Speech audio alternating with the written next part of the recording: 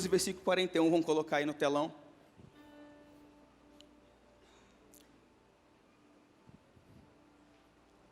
Jesus sentou-se de frente ao lugar onde colocavam as contribuições, e observava a multidão colocando dinheiro na caixa das ofertas. Muitos ricos lançavam ali grandes quantias. Então uma viúva pobre chegou-se e colocou 2 pequenas moedas de cobre, de muito pouco valor. Chamando assim os seus discípulos, declarou: afirmo que esta viúva pobre colocou na caixa de oferta mais do que todos os outros. Eu não vou falar de oferta, mesmo esse texto sendo usado muito de oferta. Quando eu estava orando e pedindo a Deus uma direção daquilo que eu ia falar nessa manhã, eu comecei a retomar algumas lembranças da minha vida. Eu não sei se você já fez isso. Quem já sentou assim em algum momento e parou para tentar retomar suas lembranças? É interessante isso. E especialmente nesse mês de setembro, e quando nós falamos sobre o Setembro Amarelo, não é? Ou seja, a prevenção do suicídio, existem algumas coisas que se tornam tabu dentro da igreja. Há uns anos atrás, quando se falava-se de depressão ou de patologias psicológicas, não é? As pessoas não entendiam que isso era algo que realmente acontecia. Eu não sei se você já passou, se você entende o que eu estou falando, mas quando eu era menino, ou até um certo ponto da minha vida, eu achava que algumas situações que a pessoa vivia de forma psicológica era lidado com vou dizer uma palavra que parece que é um pouquinho pesada, mas frescura. Você já ouviu falar disso? A pessoa está naquele processo e você fala assim: esse cara isso é frescura, daqui a pouco passa, vamos orar que vai curar. E queridos, eu creio tanto no poder da oração que eu oro por todas as coisas, em todo o tempo. Eu aprendi a orar por tudo, cresci num ambiente em que se orava por tudo, mas no momento da minha vida eu passei por um processo que eu percebi que a oração não era o suficiente, não estava sendo o suficiente para aquilo que eu estava passando, porque eu me vi numa cadeia, preso, eu tive que procurar uma ajuda profissional. E nós às vezes criamos certos preconceitos com isso, e ficamos travados dentro de um processo em que os nossos olhos só veem um lado da moeda. Exatamente sobre isso eu quero falar com você nesta manhã. Quando Jesus estava nesse momento com os seus discípulos, e ele estava vendo as pessoas trazer dinheiro, e uns colocavam grandes quantias, de repente veio uma mulher que colocou 2 moedas, e Jesus fala para os seus discípulos, eu imagino, isso aqui é uma imaginação minha, na Bíblia não fala ou não relata isso, que talvez os seus discípulos, aqueles homens que estavam ao seu redor de Jesus, porque eles estavam vendo o que estava acontecendo, isso ficou claro, que eles estavam vendo, pensaram assim: nossa, olha aí, trouxe só 2 moedas, você acha que 2 moedas iam fazer diferença para tudo aquilo que estava acontecendo? Você acha que 2 moedas iam alterar o momento? E diante de tantas quantias, ela deu a menor quantia. Jesus, vendo o que eles estavam pensando e olhando para os homens e conhecendo todos os corações, Jesus conhece o seu coração. Ele fala assim: está vendo essa mulher? Os discípulos se assustaram. Essa mulher deu mais do que todos os outros. Isso é impressionante, porque o ponto de vista de Jesus é diferente do nosso ponto de vista. Sabia disso? Que a maneira como eu enxergo o que está acontecendo determina o resultado que aquilo vai ter na minha vida. Se aquela mulher olhasse para a sua oferta e fosse comparar aquilo que os outros estavam fazendo, ela nunca ia trazer a maior oferta daquele lugar. Não sei se você entende isso. Ela estava vendo os homens trazerem grande quantidade de dinheiro. Eles traziam muito dinheiro, a Bíblia fala isso. E ela podia olhar para aquilo e falou assim, olhar para sua mão e falou assim: o que são essas 2 moedas diante de tanto dinheiro? Mas ela tinha o ponto de vista de Jesus. Ela enxergou de forma diferente. Ela olhou para aquilo e viu valor naquilo que ela estava fazendo. Ela encontrou dentro dela algo que a fez levar 2 moedas naquele gasofilácio e ao ponto de despertar em Jesus. E ele chamar o povo que estava lá e falar assim: olha, está vendo essa mulher? Os seus olhos podem ter visto pouco, mas a atitude dela valeu mais do que todos os outros. Quantas vezes nossos olhos enxergam pouco? Quantas vezes você olha para a sua vida, olha para o momento que você está passando e você enxerga pouco? Quantas vezes diante da situação que você está trabalhando na sua vida, quantas vezes você diante de um momento, da circunstância que você está vivendo, talvez você diante de uma maior tempestade, talvez você diante da maior dívida, talvez você diante do maior problema na sua vida, e você olha para aquilo que você tem e fala: é muito pouco. Qual o ponto de vista, ou quais são os seus olhos diante daquilo que você está vivendo? A Bíblia não fala, mas eu imagino que aquela mulher saiu de lá abençoada. Aquela mulher conseguiu tocar o coração de Jesus, porque ela enxergou com os olhos, ou enxergou da maneira correta. E eu falo para você nessa manhã: como você tem enxergado a sua vida? Se você fosse fazer um balanço hoje, último dia de setembro, e fosse falar o seguinte: Felipe, de 0 a 10, eu tenho enxergado a minha vida muito negativa. Você já viu como que você olha a sua vida de forma negativa? Eu estou lendo um livro de um homem chamado Martin Seligman. Ele descobriu a forma da felicidade. Ele estudou sobre 25 anos, uma teoria, estava em Harvard. E ele fala sobre a forma da felicidade. Interessante que as pessoas atrelam a circunstância ou ao ambiente externo aquilo que nós podemos ser ou nos tornar mais felizes. É como perguntar para você aqui, ó, se você tivesse 1 milhão na sua conta hoje, você seria mais feliz? Quantos seriam? Só eu? Então, irmãos, por favor, eu vou recolher 1 milhão de todos vocês e vou pegar para mim. Vou perguntar de novo: quantos aqui ficariam mais felizes com 1 milhão de reais na conta? Deixa eu ver. Irmãos, é lógico, você não é bobo. Você não é bobo. Agora, por que o índice de suicídios é muito maior nas pessoas que têm melhor condição financeira? Porque não é o dinheiro que traz felicidade. O dinheiro pode trazer felicidade para você, que tem outro ponto de felicidade, mas para muitos que tem, não é. É fácil você falar que agora, irmãos, com 1 milhão de reais na conta, você olha para sua família, está junto com você, está com seus filhos, você tem saúde. Mas se tivesse 1 milhão de reais na sua conta agora, e o seu filho estivesse doente, e precisasse gastar 1,5 milhão para ele ficar bom, o que você faria? Você ia ficar devendo 500 mil reais, não ia? Porque você tem um ponto de felicidade maior. E ele fala que nós atrelamos o ambiente externo, o momento, ou aquilo que nós estamos vivendo, à nossa felicidade. E quantas pessoas são infelizes por isso? Porque hoje existe um fenômeno, e eu quero que você entenda bem isso. O fenômeno das mídias sociais. Vamos fazer uma pesquisa aqui, ó. Quantos aqui hoje tem Instagram? Deixa eu ver. Eu vou falar aqui, ó, 94%. Os 7% é teimoso, mas logo, logo vai ter. Que a pessoa fala assim: eu não gosto de mídia social, mas vai chegar uma hora que não vai ter outro jeito. As transações, tudo vai ser por esse caminho. E eu não sei, eu estava vendo uma pesquisa esses dias, eu fiquei horrorizado. O brasileiro gasta em média 2 horas por dia em mídia social. Os que gastam pouco, porque tem gente que fica o dia inteiro. E você já viu quanto tempo você gasta vendo aquilo lá? E parece que é um loop infinito, ou é só comigo que acontece isso? Você fala assim: não vou dar só uma olhadinha, quando você vê, passou 20 minutos. É ou não é? Porque nós temos interesse na vida do outro. E ficamos lá. Aí de repente o fulano saiu com o Beltrano e não te convidou. E você viu lá no restaurante. O que você sente? Ai, que bom, né? Olha que legal, os dois saíram, não me convidaram. Talvez não conseguiram falar comigo. Não tem importância. O que você pensa? Malditos, esqueceram de mim.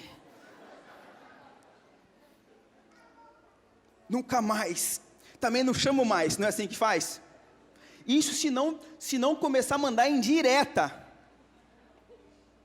Você já recebeu indireta no Instagram? Não sabe se é para você, como que você sabe? É indireta. Minha mãe falou uma coisa para mim uma vez que eu nunca mais esqueço. A indireta não acerta quem quer, mas acerta quem não quer. Teve uma época no Facebook que estava assim, ó, Felipe, como você está se sentindo hoje? Eu fiz um teste, coloquei triste. Um monte de gente perguntou, o que está acontecendo, Felipe? Posso te ajudar? E não sei o que, achei legal. Um dia eu coloquei feliz, ninguém falou nada. Falei, caramba, parece que o momento ruim dá mais ibope que o momento bom, não é verdade? E esse Mark Seliman fez uma pesquisa que eu fiquei triste em ouvir diante daquilo que eu queria experimentar da minha vida, que as pessoas podem estar bem desde que o outro não esteja melhor.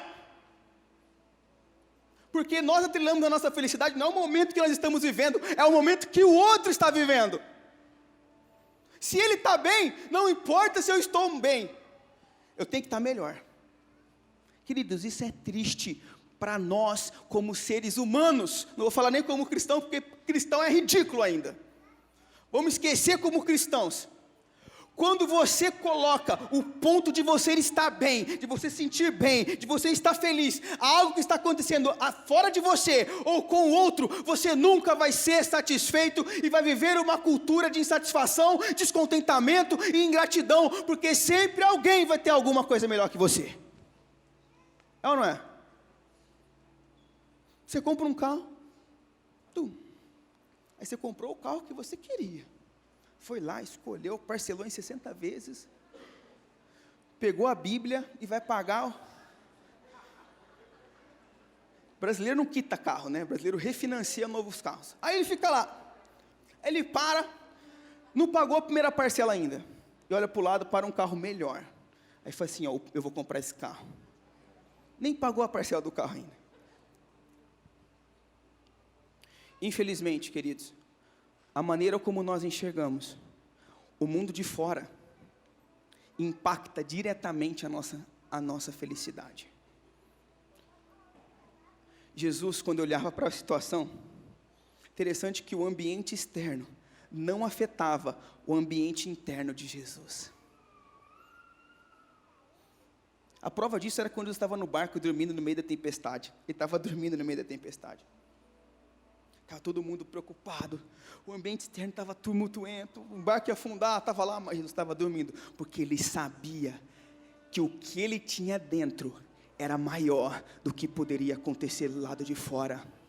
Queridos, aquela mulher que entregou aquela oferta, ela sabia que a oferta que ela estava entregando era maior do que todos os outros, por isso que ela entregou. E se você começar a enxergar a sua vida dessa maneira, você vai encontrar um ponto de transformação na sua vida. Você vai deixar de ser ingrato, vai deixar de ser insatisfeito, vai deixar de ser descontente e vai começar a experimentar das coisas boas que Deus tem para você. A boa, perfeita, agradável e perfeita vontade de Deus. Deus tem isso para você, queridos. Mas você precisa tomar uma ação. Você viu o que a menina falou agora? Você precisa ter uma ação prática para que você experimente dessas coisas. E uma delas é como você enxerga a sua vida. Pergunta para o irmão que está do seu lado, faz um sorriso para ele, uma cara de profeta e fala assim, ó, como você está enxergando a sua vida?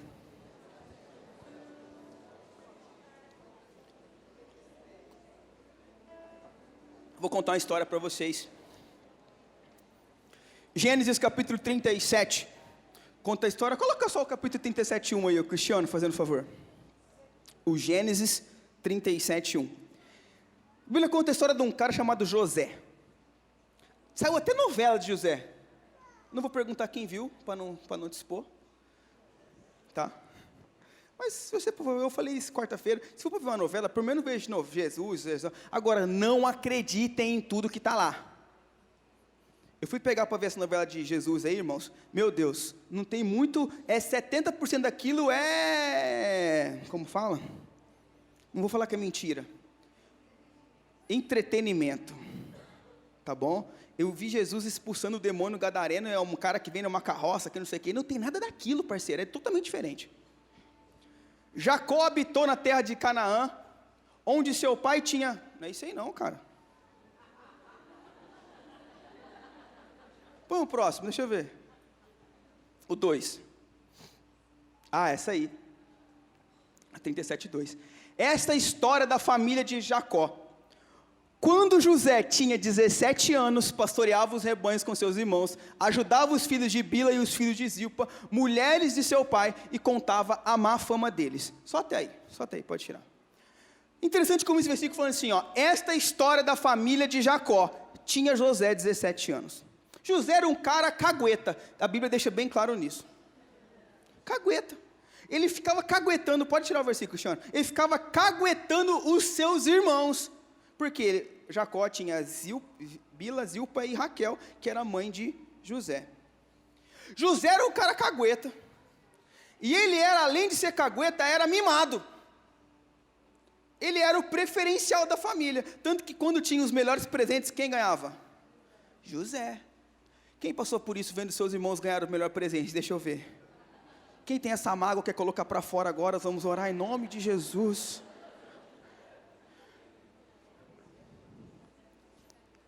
Minha mãe tinha uma fala muito boa quando ele dava presente para o meu irmão, melhor do que o meu.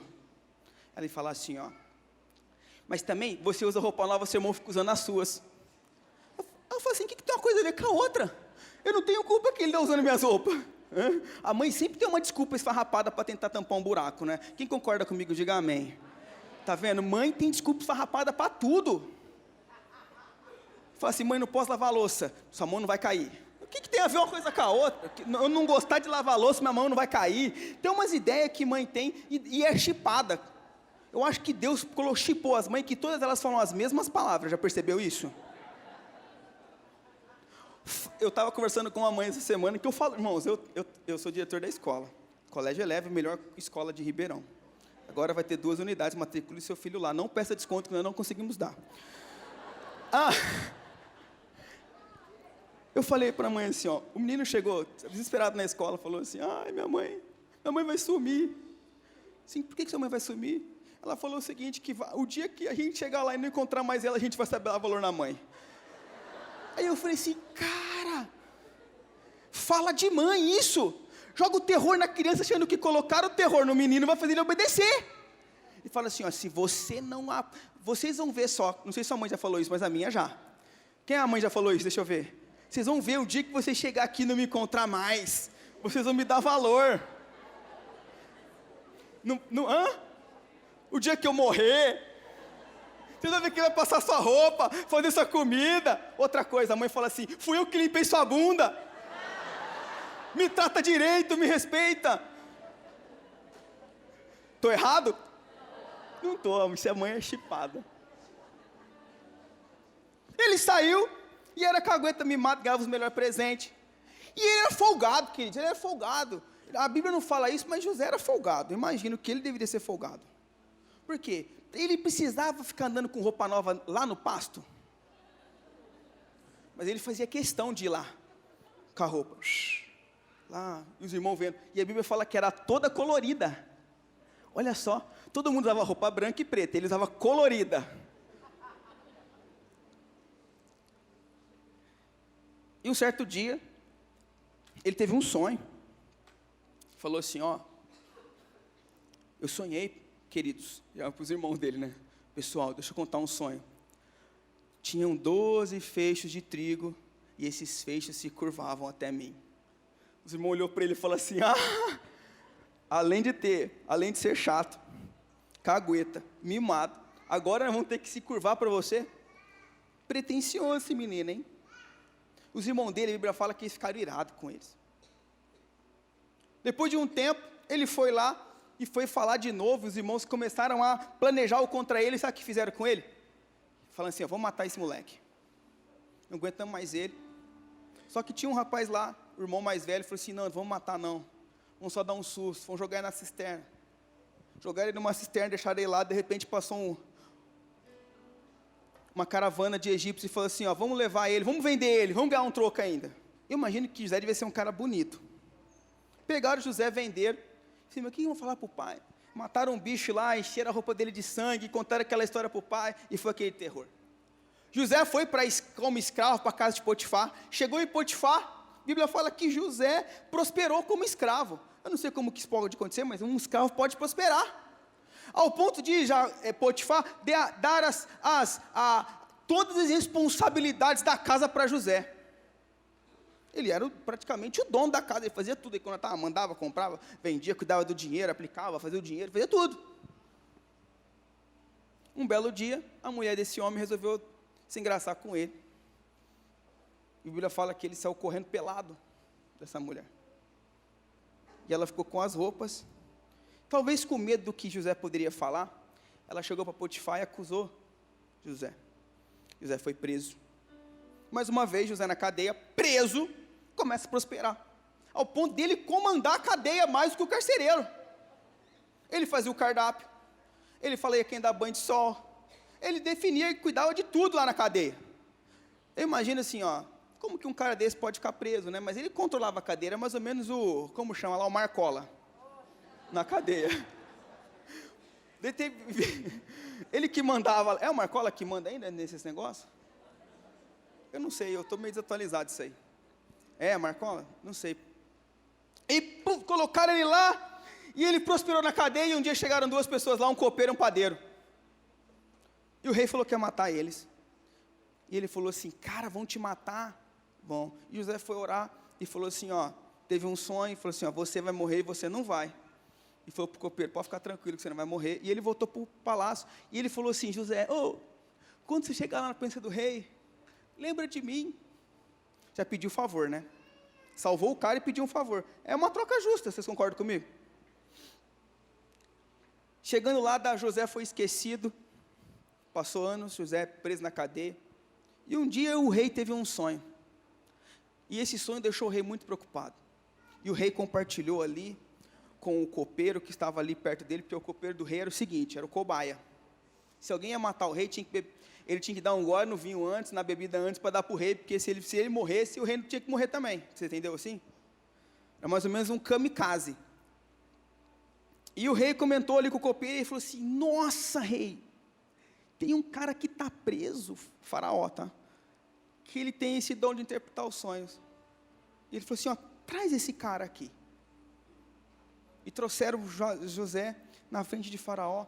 E José, depois de um tempo lá, ele conta o sonho, ele vai pedir para Deus a revelação do sonho, e ele traz a solução do sonho para faraó, e faraó olha para José e fala, José, ninguém melhor que você para fazer isso que está falando, e promoveu José vice-presidente do Egito. Ele saiu de um encarcerado para um vice-presidente, nem faraó mandava como ele. Aí eu pergunto, como que José conseguiu suportar tudo isso? Você já imaginou 37 anos, traído pelos seus irmãos, vendido, escravo, preso. Eu fiquei olhando para isso, e eu fiquei lendo a Bíblia, e fiquei procurando caminhos. Falei assim, Deus, o que fez José? O que fez José a enfrentar todas essas injustiças? Você já foi injustiçado? Quem já foi injustiçado aqui? Deixa eu ver. Quem já se sentiu injustiçado? É diferente, né? José foi injustiçado de verdade, ele foi acusado injustamente. Ele tinha várias coisas. O que fez ele manter o ânimo e continuar firme? Porque ele podia ter desanimado no meio do caminho, não podia? Ele podia ter desanimado no meio do caminho. O que fez ele ainda, isso aí eu achei muito interessante, diante de tanto sofrimento que ele estava, ele ainda conseguiu ter simpatia com o sofrimento dos outros. Você percebeu que quando você está num momento ruim, na bad lá, você não está nem aí para os outros? Acontece só comigo ou acontece com vocês também? A pessoa vem te contar um problema, você fala assim, você acha que tem problema, você não conhece o meu. Minha avó também não está aqui não, né? Não. Minha avó, isso é costume de vó. Eu já percebi isso, que eu fui na avó do amigo meu e faz a mesma coisa, é modus operandi, é chipado. Ela muda o chip de mãe para avó. Vó sempre acha que come pouco, não é verdade? A avó fala assim, você vai comer só isso, meu filho? Você comeu 4 vezes já. A culpa de eu ter engordado foi da minha avó. Porque eu almoçava em casa, chegava minha avó fazia comida para mim de novo. e minha avó era mineira, minha avó fazia comida para meu avô, e meu avô gostava de mexido, eu adoro mexido. Eu disse, vó, sobrou um mexidinho aí? Não, filho, vou fazer para você. Tava bacon, calabresa, né? E eu comia com angu, era delicioso. Já percebeu quando chega na casa da avó? Falei, vó, tudo bem? Tá não, filho. Ó, o dinheiro tá curto, meu joelho tá doendo, o bico de papagaio. Acontece só com a minha avó, acontece com a sua também, deixa eu ver. Tá vendo? É chipada, eu falo para vocês. Às vezes, diante de tantos problemas que nós estamos, José ainda conseguiu ter simpatia com o problema dos outros. Ele conseguiu se compadecer daquele copeiro, daquele padeiro, ele se compadeceu das pessoas que chegavam até ele, ele agia de forma simpática, mesmo diante de tanta tormenta que ele vivia. E mais do que isso, o que fez ele conseguir ter flexibilidade, resignação, para conseguir suportar todos esses problemas? O que fez José entender que, independente daquilo que ele estava acontecendo, ele tinha que se mexer? Porque sabe, queridos, o maior problema do homem, isso eu falo agora, vamos abrir um parênteses aqui, é quando ele desiste de se mexer, sabia disso? É quando ele senta e fala assim, ó, não tenho mais nada o que fazer. Aí começa um grande problema. O que fez José sempre continuar tentando? E é sobre isso que eu quero pregar. Sobre como José enxergava as coisas que ele estava acontecendo. E como você pode enxergar aquilo que você está vivendo e ter uma transformação na sua vida. E ter uma transformação no momento que você está vivendo. E mais do que uma transformação externa, promover uma transformação interna. Quantos querem aprender nessa manhã? Diga glória a Deus. Primeira coisa, José sabia que os caminhos e os planos de Deus eram melhores do que os dele. Queridos, você pode ter muitos planos e muitos caminhos, mas saiba de uma coisa, os caminhos e os planos de Deus são maiores e melhores do que os seus. José via o sofrimento, José via a prisão, José via a escravidão, José via tudo aquilo que ele estava sofrendo, tudo aquilo que ele estava passando. Ele podia pensar em desistir, mas quando ele olhava para ele falava assim, eu tinha uma ideia melhor. Talvez quando José tinha aquele sonho de Deus, e ele sabia que era de Deus aquilo que ia acontecer, talvez ele possa ter traçado um plano para ser um rei. Ele possa ter pensado como ele poderia ser, como o seu sonho tinha dito. E quando as coisas começaram a acontecer na vida dele, ele falou assim, o que vai ser de mim agora? Ele não fez isso, ele começou a olhar para ele e falou assim, ó, os caminhos de Deus são maiores do que os meus, os planos de Deus são melhores do que os meus. Querido, saiba de uma coisa, independente do momento que esteja vivendo na sua vida, saiba de uma coisa, os planos de Deus para você, os caminhos de Deus para você, são maiores e melhores que os seus.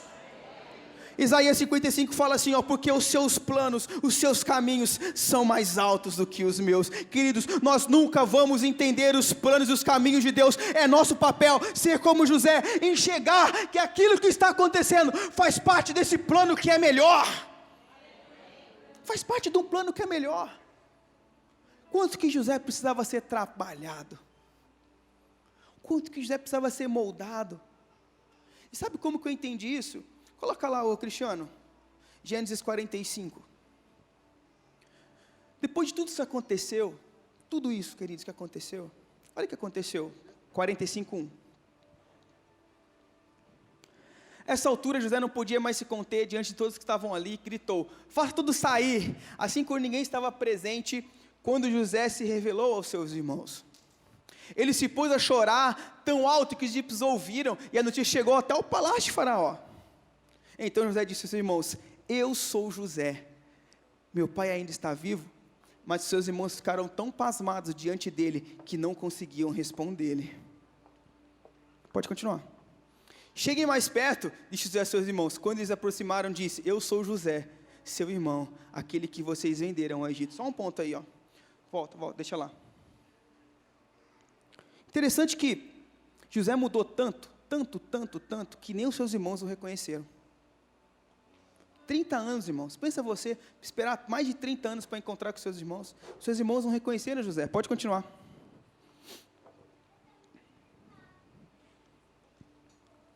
Agora não se aflijam, que eles ficaram com medo, afinal estava diante do homem mais poderoso da terra daquele momento. E não se recrime por terem me vendido para cá, mas foi para salvar as suas vidas que Deus me enviou adiante de você. Já houve 2 anos de fome, e nos próximos 5 não haverá cultivo nem colheita. Próximo. Mas Deus me enviou à frente de vocês, para preservar um remanescente nessa terra, para salvar a vida com grande livramento. 8. Assim, não foram vocês que me mandaram para cá, mas sim o próprio Deus. Ele me tornou ministro de Faraó e me fez administrador de todo o palácio e governador de todo o Egito. Queridos, José entendeu que aquilo que ele estava vivendo, os caminhos que o levaram até lá, não foram causados pelo seu irmão, fazia parte de um plano de Deus. E eu pergunto para você nesta manhã, você tem enxergado aquilo que tem acontecido na sua vida como sendo o plano de Deus? Ou você tem culpado Deus daquilo que tem acontecido com você? Como você tem enxergado aquilo que você está acontecendo na sua vida? Como você tem enxergado aquilo que está ocorrendo com você? A segunda coisa que José enxergava, ou como ele enxergava, que o tempo que Deus estabelece é sempre melhor. Fala para o irmão que está ao seu lado assim, fala assim, ó, o tempo de Deus é sempre o melhor. Nós temos a mania de querer controlar o tempo. E achamos que nós, em nossa insignificância, sabemos a hora de acontecer as coisas. Queridos, a hora de Deus é sempre o melhor para você. Talvez não seja a hora de você alcançar aquilo que você está procurando, talvez não seja a hora de você encontrar aquilo que você quer, talvez o caminho que Deus está traçando para você, é o tempo que Ele sabe a hora certa de encontrar, porque se José tivesse sido rei lá, quando era menino, ele ia ser um rei muito mau, porque ele ia ser orgulhoso, ele ia ser, o seu coração era cheio de orgulho, de soberba. Deus teve que tratar José por um tempo, e na hora certa de Deus, Ele o colocou como príncipe em Faraó. Queridos, quero falar para você uma coisa para você. Olhe para o que está acontecendo na sua vida como parte do tratamento de Deus, e também saiba que o tempo que vai acontecer é o tempo que Deus quis que acontecesse. Talvez você olhe para a sua vida e você tem pressa. Hoje nós temos pressa, não é verdade? Quantos têm pressa aqui? Eu tenho pressa, queridos. Nós falamos assim, Deus, se for para fazer, faz logo que eu não aguento mais.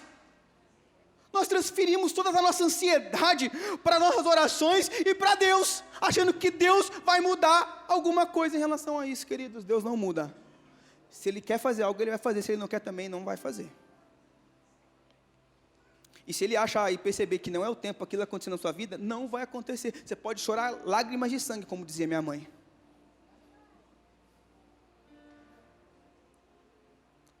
José enxergava que o tempo que estavam acontecendo as coisas era exatamente o tempo de Deus.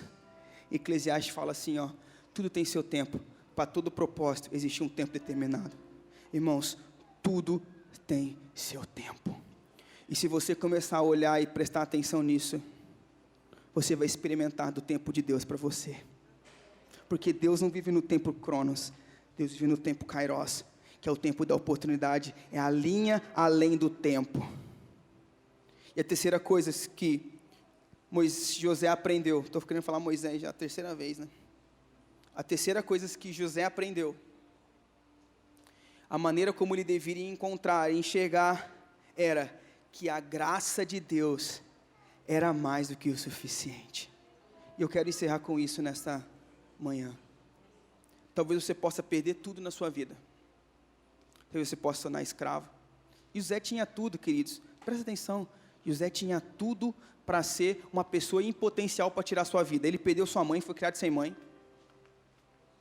Seus irmãos o traíram, acusaram ele falsamente. Ele foi esquecido na cadeia, depois de ter ajudado uma pessoa a salvar sua vida. Ele tinha tudo para ser um suicida em potencial. Mas ele sabia que o mais importante ele tinha, que era a presença de Deus. Independente do que ele estava passando, independente da dificuldade, de onde ele estava, a graça de Deus era o suficiente para ele. Ele podia estar com nada ou ele podia estar com tudo. Ele sabia que aquilo que ele tinha era exatamente o suficiente para aquele momento. Paulo fala isso em Filipenses capítulo 3, ele fala assim, ó, eu sei ver na fartura como na necessidade, eu sei comer muito, passar fome, eu sei dormir bem como sei dormir mal, tudo isso posso naquele que me fortalece. Queridos, Paulo entendeu que a graça de Deus era suficiente para ele. E lá em Coríntios ele fala para Deus numa oração muito sincera para Deus. Paulo fala assim, Senhor, tira essa dor, tira esse espinho de mim. Eu não aguento mais esse sofrimento. Ali eu vejo Paulo colocando para fora o que ele estava sentindo e não aguentava mais sofrer. A palavra de Deus diz assim, ó, que Deus diz para Paulo, a minha graça te basta, o meu poder se aperfeiçoa na sua fraqueza, porque quando você está fraco, é que você é forte. Queridos, a força de José não estava naquilo que ele sabia o que podia fazer, estava que ele entendia que a graça de Deus era o suficiente para ele. E se você quer experimentar disso na sua vida, se você quer experimentar da boa, agradável e perfeita vontade de Deus para você, saiba de uma coisa, os caminhos de Deus são melhores que os seus, o tempo de Deus é exatamente quando vai e tem que acontecer, e tudo que você precisa é só da graça de Deus.